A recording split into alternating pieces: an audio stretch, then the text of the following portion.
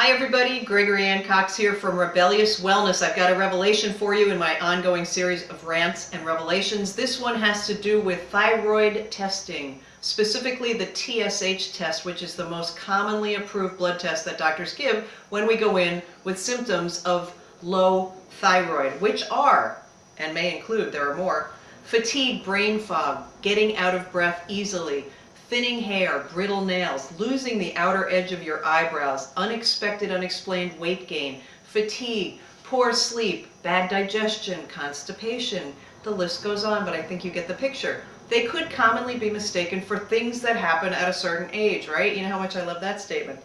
Anyway, how could all those things go wrong suddenly and have a doctor say there's really nothing wrong with you, there's nothing we can do? Clearly something's not working, and what isn't working is the thyroid. But the reason that most docs can't tell you anything like that is because they don't have the knowledge. There's a lot to learn about the thyroid, but the insurance companies tell them that unless it's medically necessary, the only test they can give is TSH. Now let's just talk about that for a second.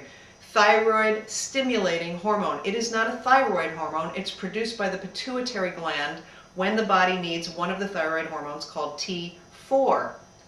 Now, T4 is what TSH level measures. And there are two problems with the measurements. One is the ranges. Depending on the lab and the state you live in, you could go anywhere from 0.3 to 3, that's one range in one state, 0.4 to 4, and 0.5 to 5.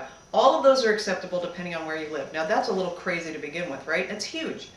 The other problem is measuring levels of T4 in the blood is great, but it doesn't mean you have what you need getting into the cells, which is T3. T4 is made in abundance. T3 has to be converted from T4. If that has gone awry and it's not going into your cells, you could be totally hypothyroid, but a TSH test won't tell you that. Can you see that, how that works now? Okay, so what tests do you want to get?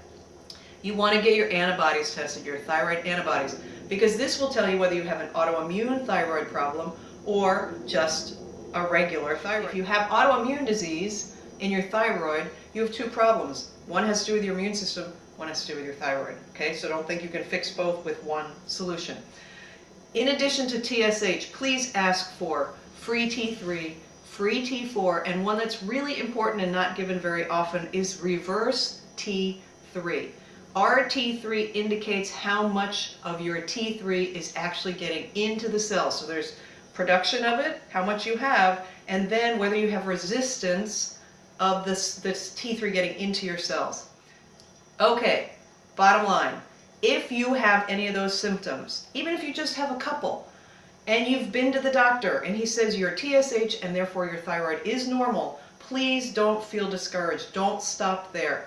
Find a doctor who can help you. There must be somebody in your insurance practice, and if not, save on lattes or something to get yourself to a practitioner who can help you, because it's not worth it feeling bad, right?